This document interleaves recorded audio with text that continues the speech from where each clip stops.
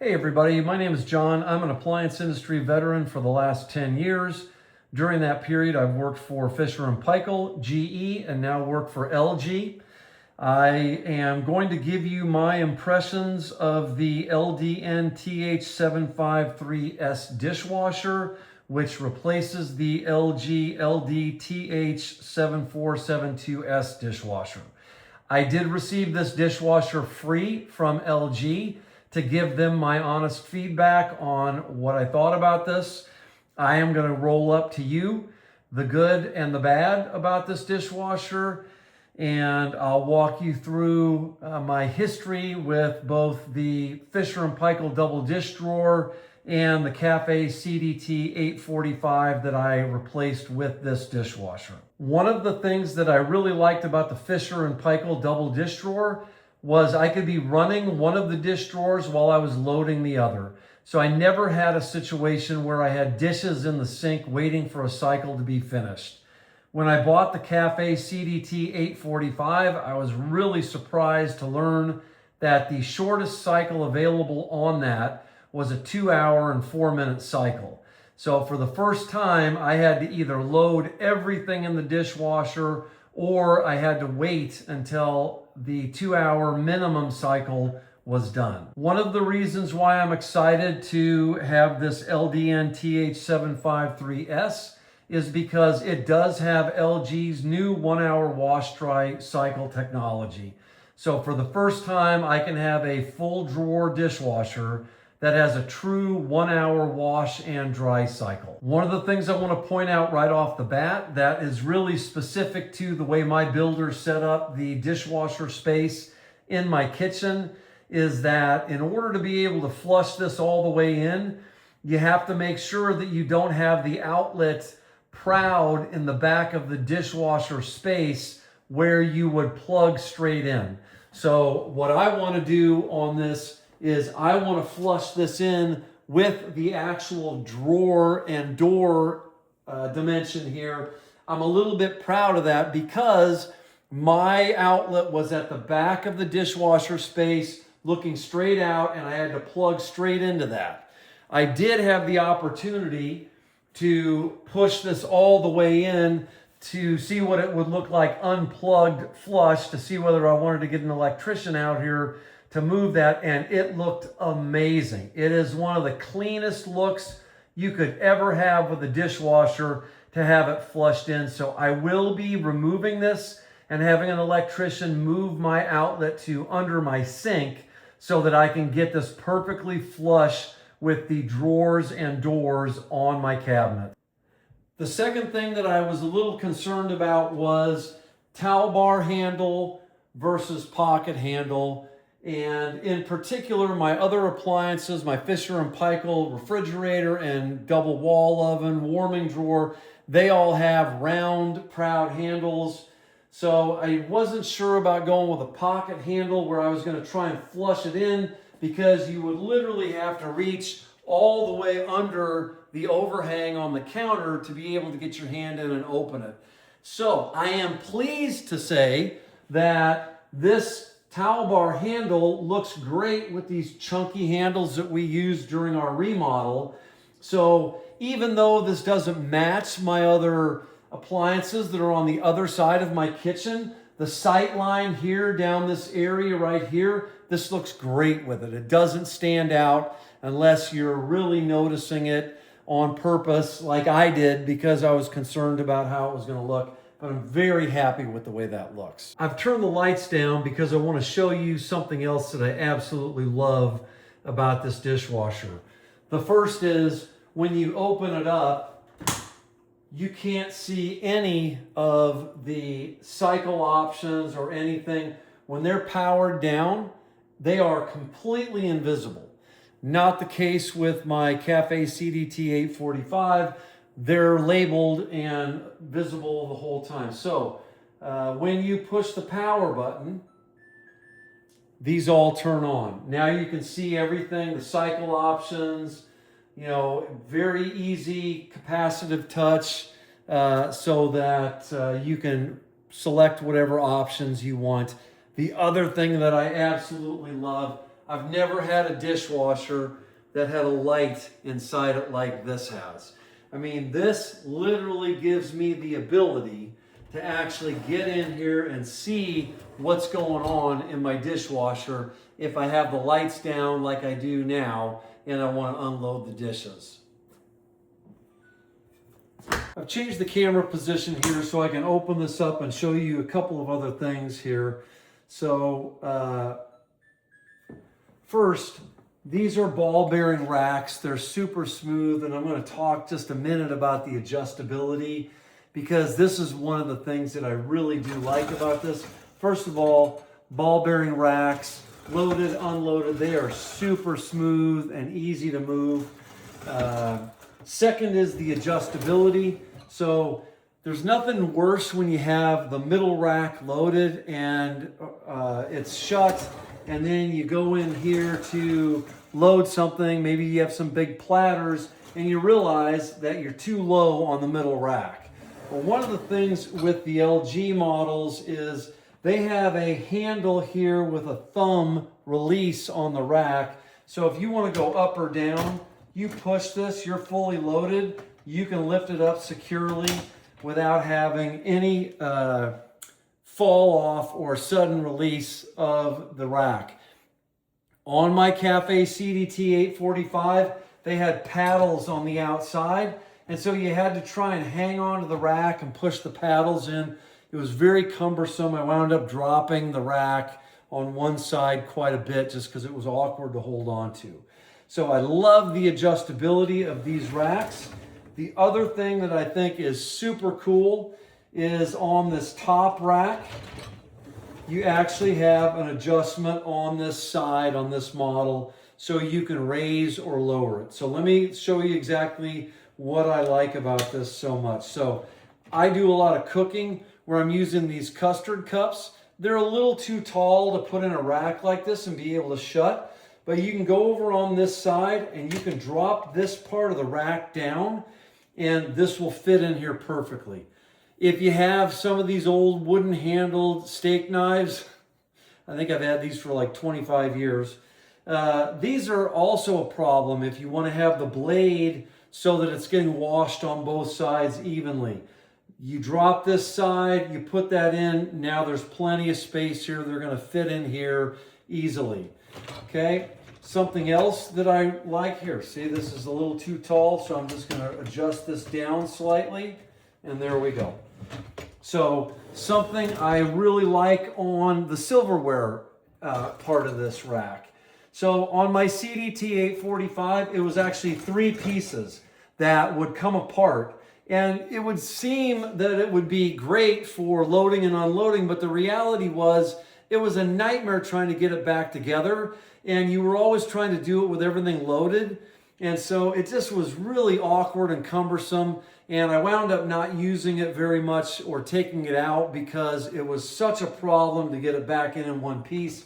This guy, the whole thing comes out super easy. There are no parts that are going to separate on you, so I really like that about it. Again, these are my opinions from using this now for a week and comparing it to my 3+ years with my Cafe CDT845. Okay, I've taken the bottom rack out of the dishwasher. I want to show you some other features in here that I think are important to know about. So the first one is going to be the True Steam system. So this is a system that generates steam from fresh water. It doesn't use dirty water, or it doesn't try and make a mist out of hot water that's already in the dishwasher. It is fresh water that is heated up, and then a steam generating system emits the steam out of these. It helps lift off dried on foods. It helps get under stubborn foods that are difficult to get off, like baked cheeses, pizza sauce, pasta sauce, that kind of thing. So it does a really good job. It also meets the NSF sanitization standard. So if you're looking for something that is going to sanitize to the NSF standard, this will actually do that. Okay, next I want to talk about the quad wash swing arm. So in these 2nd generation 1-hour wash dry dishwashers. The quad wash swing arm has been improved. We've increased the pressure in it. That actually gives about a 6% better wash performance on that, which helps us cut down a little bit on the wash time on the 1-hour wash dry. And then it gives a 17% better dry performance, in part because we have a completely separate heat pump back here that generates the heat. So we're not trying to generate heat off of hot water that's being used in the dishwasher. It is its own heat generating system with a separate heat pump. The quad wash swing arm actually produces micro bubbles, which are tiny bubbles that are about the diameter of a hair follicle. That helps those bubbles get up underneath stubborn foods that are stuck on your dishes.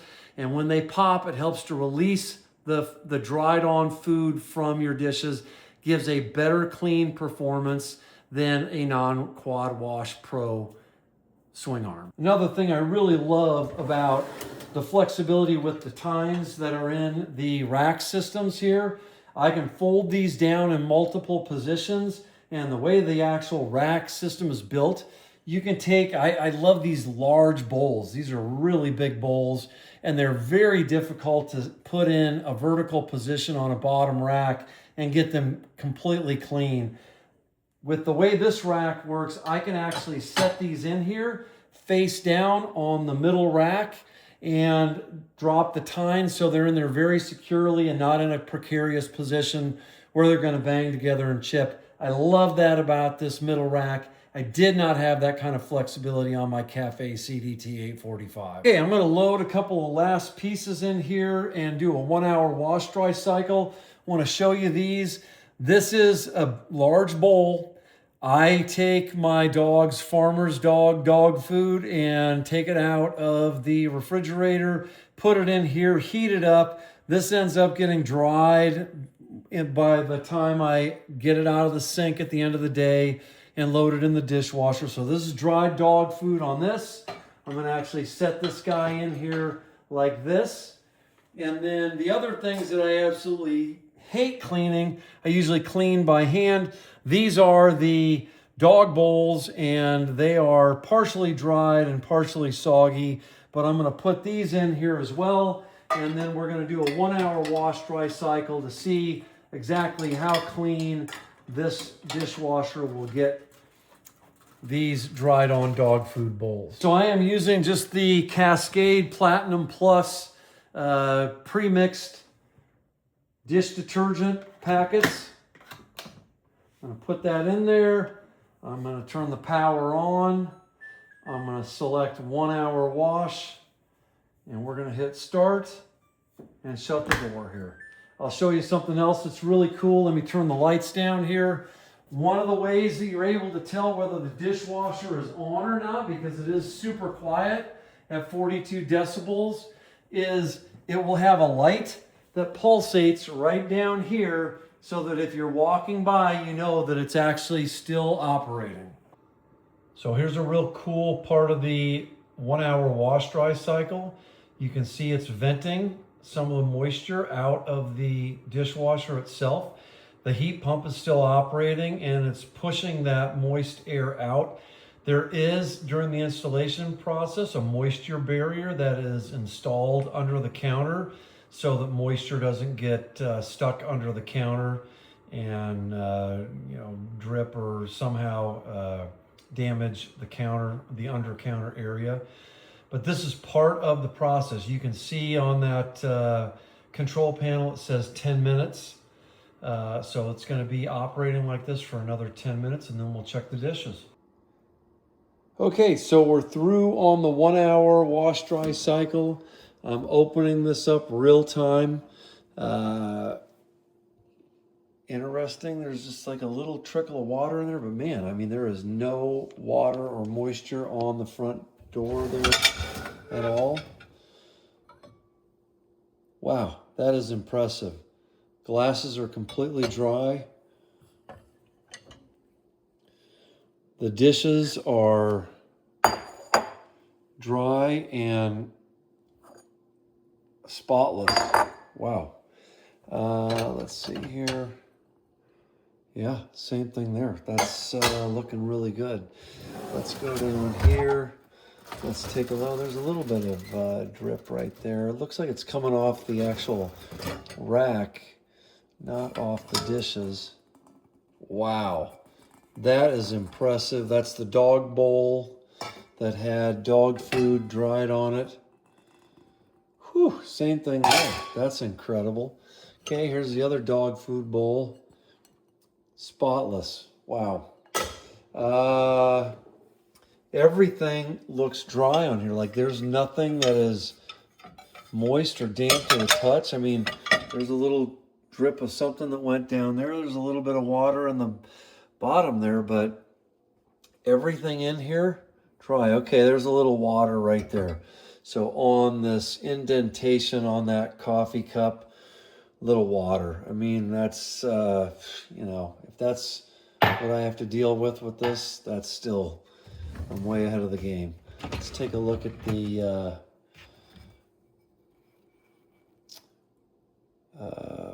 custard cup. Yeah, it looks pretty good. There's a little spot still left on that. Just a little piece, but it's dry. You know, it could just be the pattern on there. I mean, honestly, yeah, there's a little bit of stuff on there. That one, I'd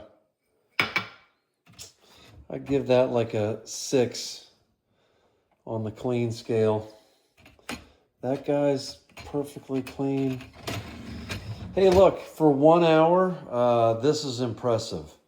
I'm pretty satisfied. I mean, all of these glasses and bowls, they can be put away. Here's something that's plastic, you know, plastic. Oh, it's the top of this here that's got moisture on it. Not on the inside, but on the outside. So, yeah, I mean, honestly, I'm pretty happy with the way that works for 1 hour. We'll do some other testing on some other cycles here. I'm going to do a little torture chamber test tomorrow with one of the longer cycles with the True Steam. So more to come. Okay, here we go. We're going to do the torture test now. This is salsa and cheese that was left in an oven for 1.5 hours at 350 degrees. This is peanut butter, same thing, 1.5 hours, 350 degrees. And this, whew, that stuff's getting crazy. That is maple syrup, 1.5 hours, 350 degrees. We're gonna put this stuff in here. We're gonna go heavy, steam, high temp, dry boost. All right, here we go. Let's get this loaded up in here.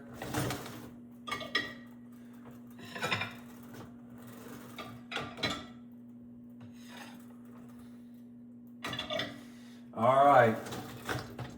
Not that you would ever have anything like this in your dishwasher for real, but here goes. We're gonna see what happens 5 hours from now. Really cool thing here that I wasn't expecting. The dishwasher opens like this after every cycle. So I did the longest cycle you can do with steam, sanitize, all that to try and see how we do on the torture test. We're gonna see that in a second here. But this is cool that this actually pops open so you know when the dishes are actually done on whatever you've been putting in here. So here we go. Let's see what we got here. You know what? I'll have to go back and look at the video because I can't remember what was what. Here's plate number 1. That thing is spotless. That's a good sign. Here's plate number 2. And that thing is spotless. That's some defect in the plate. And here's plate number 3. Wow, yeah, same thing. Cool, spotless. So that was the torture test with the 3 plates that I put in the oven, baked everything on. It was salsa and cheese, it was syrup, and it was peanut butter. Pretty impressive.